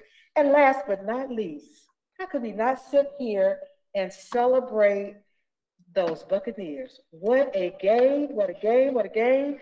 And I think, from what I've been hearing, those players that are up for contract, they want to come back. Antonio Brown said he want to come back, the Grump. And then I heard Tom Brady say in his interview, he's coming back. But what was so thrilling about that is when the coach said, I need to honor my mother, 95 years old, that she was there to watch her 68-year-old son win a Super Bowl. Don't count us out in our 60s, because we can still do things. So congratulations to the Bucs. And, you know, we need to get some of them over here to celebrate them. We're in Hillsborough County. So that is my comment, sir. Thank you. Mr. Duff. You know, I report, but I think I'm gonna delay it until the next scheduled meeting on the 22nd, because it is lengthy. It has to do with the meeting that was held at Tampa Bay Regional Planning Council today, and some information related to the funding of the 10 regional planning councils in the state of Florida, and what action is being considered in the Senate right now with a companion bill that's being considered at the House. So I'm going to submit to the city manager for information. I'll ask of him to send it out to each of you so that you'll be apprised of what's going on with that. It's pretty significant. And then we can consider action under consent agenda at the next meeting for it or discuss it further. So I'll leave it at that. Sounds great. Any other report? Nope. How long was your meeting today? Pardon? How long was your meeting? It's always a couple hours. Okay. Yeah, 10 to 12. I know they're pretty lengthy. But thank you for serving. Mr. Sparkman. Thank you, Your Honor. I guess I want to bring up an issue that we've been struggling with. I know yourself and I have also for quite some time about the service by TECO into our Walden Lake community. A gentleman by the name of Mr. Al Whitaker has been leading the charge, and apparently he lives, sleeps at night on some kind of medical apparatus or something of that magnitude. And the surges, the blinks, the allergies, and all have caused havoc. I've tried to work with him, and I know you have too, sir. And but today, this weekend, I think he just went over the top and is tired of it. Used to, we had better representation to TECO. With this new company, it doesn't appear to be that way. And I reached out last week to former Senator Tom Lee, which at one point considered being on the Public Service Commission and new people. And he did reach out for me, and we are trying to get something accomplished. But I think we got to be sure that TECO does own up to their responsibility. And it's our responsibility to safe health and welfare of our people.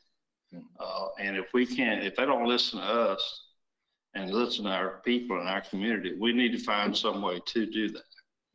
I'd like to ask maybe the city attorney, look into that and say if we have anything, we pull a franchise agreement with the city or something of the magnitude.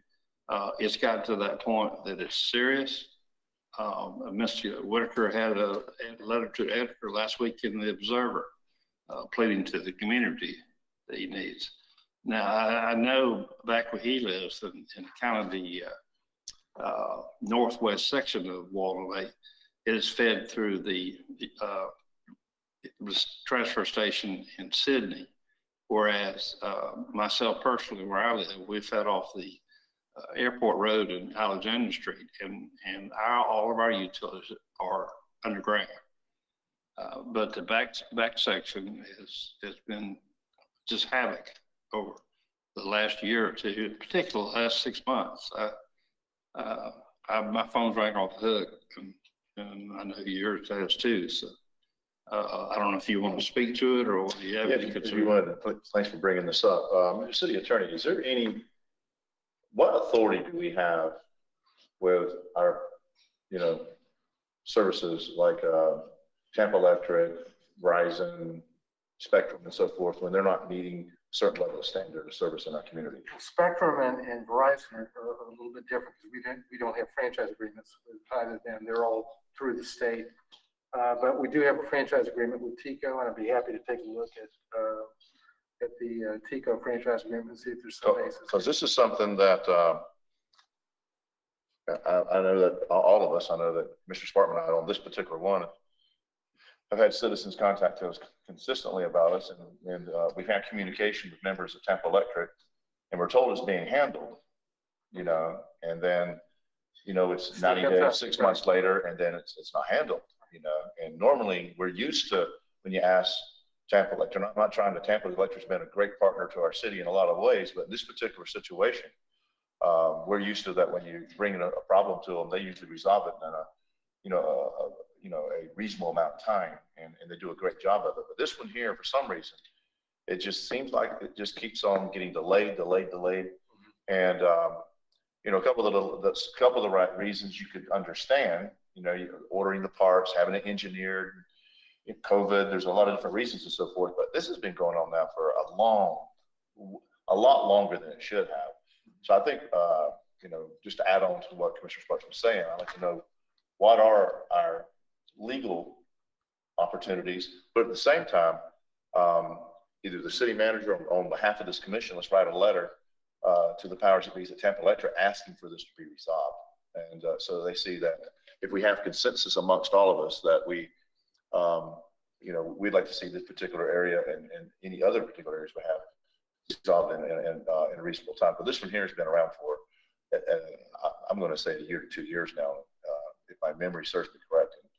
And we've been told on multiple occasions we resolved it, and it's not. Mr. Sparkman, is that fair? I think that's fair, Your Honor. I mean, I'd like to see the city attorney research it, and if this commission so desires, have it, let's get on your signature. Okay. Of this frustration and all that we're experiencing. Okay. It's like I say, it's gone to the point, it's ridiculous now. For us to be talking about tonight, yes, going way Yes. fine. Yeah. What we're used to from service from Tampa Lake, I agree. So, Your Honor, I'd make a motion that we authorize you to sign a letter after legal research by the city attorney to TICO requesting, not demanding, just requesting that they be sure to give the proper service to our citizens of Plant City. Okay. Thank you. Is there a second? Second. Any discussion? I'll bring up another matter. In times past, I can recall instances where we've had similar types of problems. It usually would involve the railroad in past years. We would go as far as even creating a resolution to the effect of identifying what the nature of the problem is, identifying carefully so it's worded right, and then present it with an accompanying letter from the Office of the Mayor, showing the significance of interest the City Commission has for its community and those that are suffering from circumstances that are beyond our control. But certainly we can have an effect in this case, since we have a franchise agreement with TICO. Hopefully we have a stronger voice collectively. Well, fantastic. I would Then I'll- recommend it also be a letter, be done through a letter, because you don't have to wait for the next city commission meeting to Okay. get that. So are you going to go ahead and look at what our legal abilities are? We'll do that both through the Public Service Commission and also through our TICO franchise agreement. Be happy to do that. Okay, thank you. We'll respond. There's a motion and a second. Any other discussion? Is this a voice vote? Commissioner Dodson? No, I was just going to say, my comments were regarding a resolution. I'm perfectly fine with the letter. If the letter is insufficient, if we find out that they're still delaying, then we Then may we can follow vote that. resolution. I agree with you. Yeah, totally in favor of taking some action. Fair enough. Okay, all for signify by saying aye. Aye. Opposed? Approve with a vote of 5-0. Commissioner Sparkman? No further comment, Your Honor. Thank you, sir. Vice Mayor? Yes, sir. Thank you, Your Honor. Also like to share condolences for Mr. Falcon and his family. Obviously, very grieving to see them this evening. I didn't have the pleasure of knowing him very well, but the limited interactions I had with him, one of the things that I really appreciated about him was that his joy for life in our community was infectious. He had a great voice, and whenever you talked to him, no matter what you were talking about, he was just happy about everything, and you couldn't help but share his enthusiasm. And I just really enjoyed, the limited interactions I had with him, and certainly he'll be missed, as well as Mr. Walden and all of those that have been impacted by COVID. And that concludes my comments. Thank you. Well, I'm going to diddle everyone's comments, and I would like to bring up one other thing. Something that we've all been discussing for a while is that, especially with some of the developments going around, is what is that next high school that be built?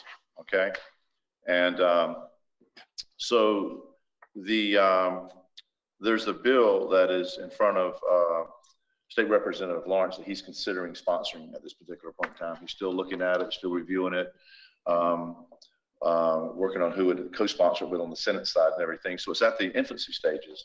But the idea is for Hillsborough County School District, HCC, along with support from somehow or another ourselves in the Hillsborough County, not financially, just in unison and supporting the concept and the idea, would come up with a technical trade school. And that technical trade school would be located centrally in our city, where it could be during the day a high school used by high school students and being run by the Hillsborough County School District. And in the evenings, this is one of the, again, this is conceptual so far. In the evenings be ran by HCC as an adult technical trade center. So you have the ability to, train our students, by day and our adults by night. So the facility would have a dual purpose use to it. So the ask is from the HCC and the Hillsborough County School Board is for that study to be done. Okay, how it would operate, how it would work, how it would be funded, and all those programs, where it would be located at. We have a site here for us to be able to utilize. It would be at the Otis Andrews Park, what they're considering, and that's currently all owned by HCC, and but in a joint relationship, you know, if they're state funded, they could build a new school at that particular location. So State Representative Lawrence is reviewing it. He has not made a decision yet, and but he's also working with those two entities to come about. So I just want to bring it up because it is listed as a for that in the state legislation right now, and it's listed under his name. So when you have conversations with us, or as we have conversations with it and so forth, you know, you can support it how you particularly feel. If he at that point in time decides to support it, I'm sure as a commission we'd like to discuss, you know, having a resolution or a letter to lend our support behind that particular measure. And but again, it's in its infancy stages, and the first thing that would occur is that he would work at getting funding for that particular you know test to be run for that. Okay. Any questions about that, or? What are you talking about? A study. A study for it? Well, so you talking about Representative Lawrence McClure? Yes, sir. Great idea. Yeah. Great idea. Well needed. Isn't that something that used to be at Plant City High School on the campus in the evening? Wasn't there adult classes offered for those that hadn't completed studies? Well, not for. That was GED. I'm strictly GED. Okay. And makeup courses. And didn't HCC have extended services? Forget what it was, the building that's on the campus across the street from the main campus. It was used for technical training of some sort. Is that still practice? Do you know if that's still a service that they offer? They have one in Brandon. But no longer in Plant City? No. So that. But they have the current HCC campus, but not a non-technical trade school. And so that building that was used for that application, I guess, is under. It's been utilized. I can assure you it's been utilized. It's been utilized. Okay. Because we. Okay. Well, good. I was just curious about that. Yeah, they're not underutilizing anything. Oh, good. So I think what the school district is looking at is, or, you know, we're slated to have another high school. Okay. Are we best just having another high school, or are we best having a technical trade school, you know, instead of just a regular high school? Be Okay. nice to have both. It would be nice to have a high school that does the trade school for our students, as well as to build it. Also be a training center for our adults. With all the industries moving into our city, I sure like at least at this moment in time, got to see what the study would show, but I sure like the idea that we have a way of training our adults in these trades as well. So. But I might mention too, Commissioner, on that building that you're referring to, which is the old Felton's grocery store, it's been utilized by the University of Florida. Oh, yes. And you can get a full diploma there just as well as you can. Yeah, thanks for reminding me of that. I was aware of it, but I had overlooked it. Yeah. I'm glad to hear it's got repurposed use that's been valued. That's great. But I do remember also with the former president of the HCC Plant City campus, they were working on a curriculum for some time, trying to identify needs in Plant City, much along the same lines that you're talking about now. They existed long before now, just multiplied as we've gotten bigger. Could be like a continuing education between high school and college, and service both uses.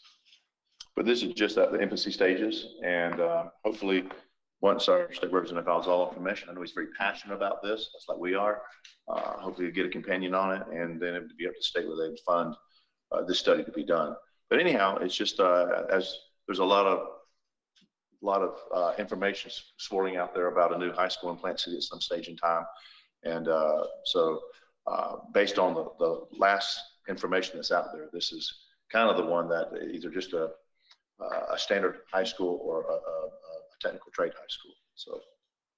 So anyhow, that's my report this evening, and At this time, Madam Clerk, we have 5 resolutions to consider. Mhm. Other resolutions and ordinances.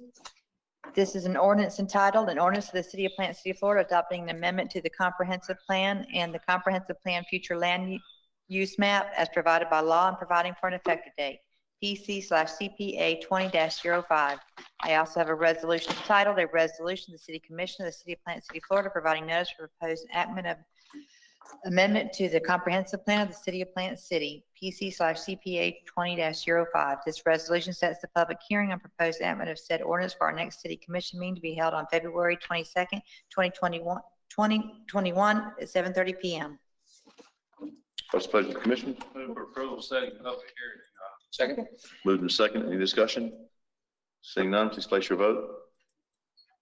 Record the vote, please.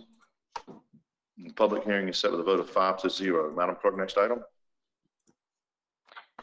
This is an ordinance entitled, an ordinance of the City of Plant City, Florida, rezoning property located at East North Park Road, north of Interstate 4, west of North Wilder Road, and south of East M. Mountain Road from Hillsborough County AR Agricultural Single Family Dwelling District to PD Plan Development District in accordance with the Plan Development Site Plan of Baycare Hospital Plan Development District as filed by the Office of the City Clerk. I also have a resolution entitled, a resolution setting a public hearing on proposed enactment of an ordinance by the City Commission of the City of Plant City, Florida, in accordance with Section 166.041 Florida statutes and other applicable law. This resolution sets the public hearing on proposed enactment of said ordinance for our next City Commission meeting to be held on February 22nd, 2021, 7:30 p.m. What's the pleasure of the commission? Move for approval to set the public hearing. Second. Moved and second. Any discussion? Seeing none, please place your vote. Record the vote, please. Public hearing is set with a vote of 5-0. Madam Clerk, next item. This is an ordinance entitled, an ordinance of the City of Plant City, Florida, adopting an amendment to the comprehensive plan and the comprehensive plan future land use map as provided by law and providing for an effective date, PC/CPA 20-06.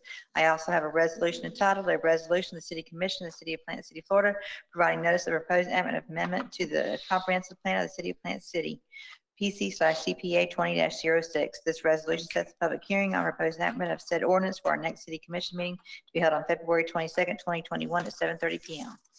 What's the pleasure of the commission? Move to approve the resolution setting the public hearing. Second the motion. Moved and second. Any discussion? Seeing none, please place your vote. Record the vote, please. And public hearing is approved with a vote of 5-0. Madam Clerk, next item. This is an ordinance entitled, an ordinance of the City of Plant City, Florida, rezoning property located north of Spartan Road, west of Jap Tucker Road, south of Jim Johnson Road, and east of CSX Railroad tracks from Hillsborough County AS-1 Agricultural Single Family to R-1 Single Family Dwelling District. I also have a resolution entitled, a resolution of the City Commission of the City of Plant City, Florida, providing notice for proposed enactment of an ordinance amending the zoning classification of certain property within the city in accordance with Section 166.041 Florida statutes and other applicable law. This resolution sets the public hearing on proposed enactment of ordinance for our next City Commission meeting to be held on February 22nd, 2021 at 7:30 p.m. What's the pleasure of the commission? Move to approve. Second. Okay, any discussion? Seeing none, please place your vote. The vote, please. Public hearing is set with a vote of 5-0. Madam Clerk, last item. This is an ordinance entitled, an ordinance of the City of Plant City, Florida, renaming the County Line Farms Community Unit District as County Line Farms Plan Development District and approving and adopting the major modification of Plan Development Site Plan for said district. I also have a resolution entitled, a resolution setting a public hearing on proposed enactment of an ordinance by the City Commission of the City of Plant City, Florida, in accordance with Section 166.041 Florida statutes and other applicable law. This resolution sets the public hearing on proposed enactment of said ordinance for our next City Commission meeting to be held on February 22nd at 7:30 p.m. What's the pleasure of the commission? Move for approval, setting public hearing. Second. Any discussion? I just want to say how much I appreciate that she can talk fast and we can still understand her. Thank goodness. She could do those commercials on TV, couldn't she? Okay, please place your vote. Record the vote, please. And the public hearing is set with a vote of 5-0. I'd also like to point out that we have Jerry Lynn Rumberger from Main Street, our president here tonight. Jerry Lynn, you know, you're here with your son. I know he's a third grader And he sat there so well tonight through this whole meeting, and I don't know if I could have done that when I have a hard time doing it now, so, you know. Well, that's wonderful. Great to see you here. We also have our chairman. So thank you so much for being here this evening. And this meeting is adjourned.